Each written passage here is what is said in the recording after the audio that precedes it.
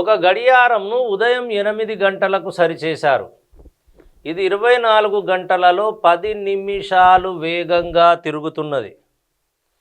ఒక గడియారమును ఉదయం 8 గంటలకు సరిచేశారు.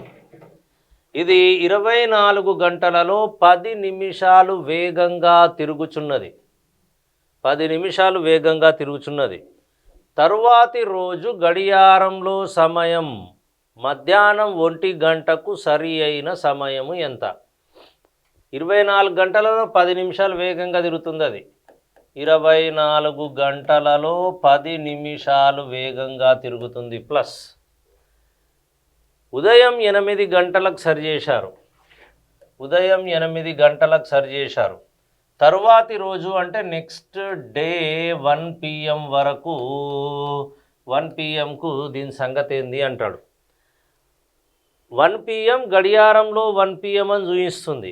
నిజమైనటువంటి సమయం ఎంత అనేది క్యాల్కులేట్ చేయాలి. 8 AM నుంచి నెక్స్ట్ డే 8 AMకి 24 గంటలు.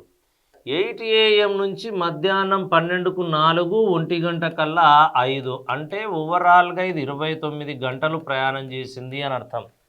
సో 29 అవర్స్లో ఇది ఎంత అధికంగా ప్రయాణం చేస్తుందో దాన్ని తీసేస్తే సరి అయిన సమయం వస్తుంది.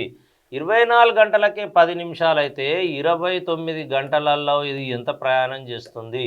ఓకేనా. 29/24 × 10 అంటాం. 2 చేత 2 12లు, ఆ తర్వాత 2 5లు.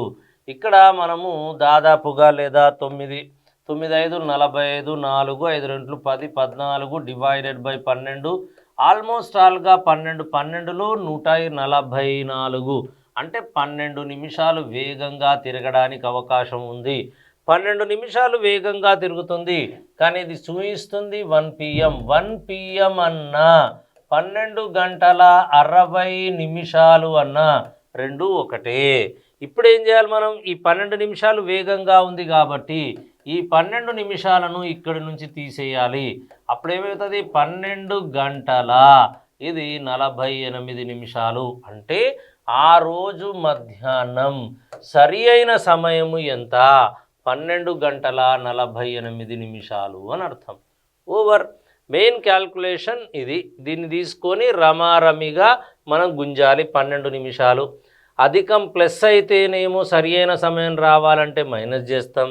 ఆలస్యంగా ఉన్నప్పుడు ఏం చేస్తాం? సరి అయిన సమయం రావాలి అంటే ప్లస్ చేస్తాం. ఇక్కడ ఉన్నదల్లా ఇదే మర్మం. దేర్ ఫోర్ ఆన్సర్ ఈజ్ 12 గంటల 48 నిమిషాలు.